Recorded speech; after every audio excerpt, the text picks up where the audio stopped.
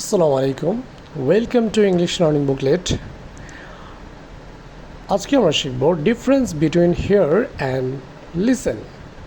আমরা জানি হিয়ার এবং লিসেন দুটি শব্দের অর্থই হচ্ছে শোনা বা শুনতে পারা, কিন্তু এই হিয়ার এবং লিসেন দুটি শব্দের মধ্যে ডিফারেন্স রয়েছে, পার্থক্য রয়েছে। তা আজকে আমরা শিখব। So let's start. আমরা যদি খেয়াল করি, প্রথমে লেখা আছে ডোন্ট সে, যার মানে হচ্ছে যেটা আমাদের বলা উচিত না। I was hearing her song. এখানে গান শোনার ক্ষেত্রে আমরা হিয়ারিং শব্দটা ব্যবহার করব না, কিন্তু পরে বলা হচ্ছে বাট সে, কিন্তু বলো I was listening her song.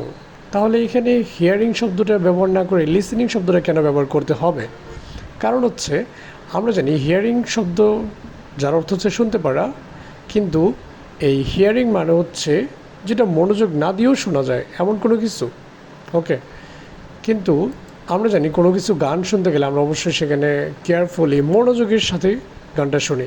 এই জন্য আমার এখানে হিয়ারিং শব্দটি ব্যবহার না করে লিসেনিং শব্দটি ব্যবহার করব, কারণ আমরা জানি লিসেন মানে হচ্ছে কোনো কিছু শোনা, কিন্তু অবশ্যই মনোযোগ দিয়ে শোনা। এই জন্য আমরা হিয়ারিং শব্দের পরিবর্তে এখানে লিসেনিং শব্দটা ব্যবহার করব। তো আমাদের এখানে মনে রাখতে হবে যে হিয়ার মানে হচ্ছে শোনা, কিন্তু মনোযোগের সাথে না, কিন্তু লিসেন মানে শোনা, যেটা অবশ্যই মনোযোগের সাথে।